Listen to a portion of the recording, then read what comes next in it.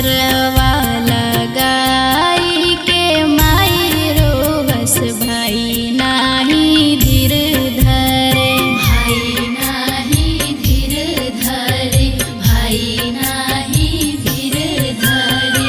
डोलिया का हार लेके जाए लागल बाबूजी के आंसू गिरे, बाबूजी के आंसू गिरे, बाबूजी के आंसू गिरे।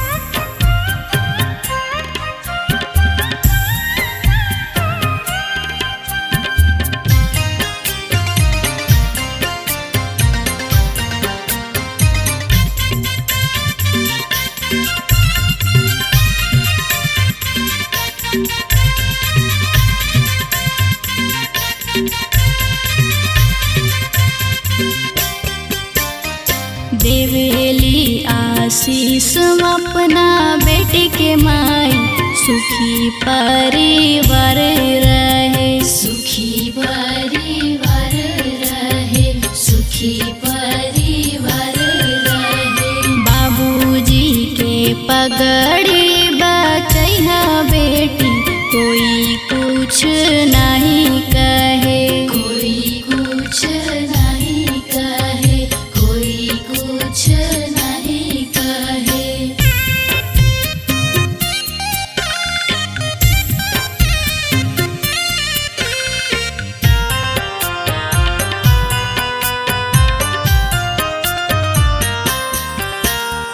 तुहे समझाई भैया बहिनी से, जीजाजी के ख्याल रखिहा, जीजाजी के ख्याल रखिहा, जीजाजी के ख्याल रखिहा।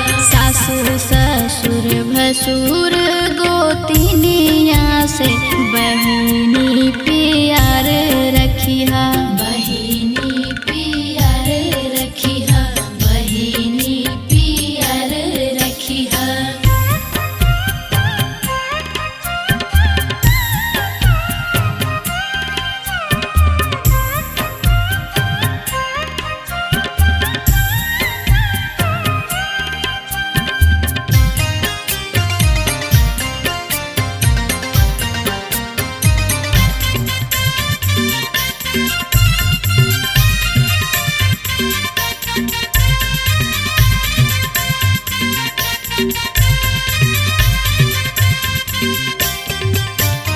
रोई रोई कहेली सुनिधि बेटी, बाबूजी चिंता जन करी, बाबूजी चिंता जन करी, बाबूजी चिंता जन करी।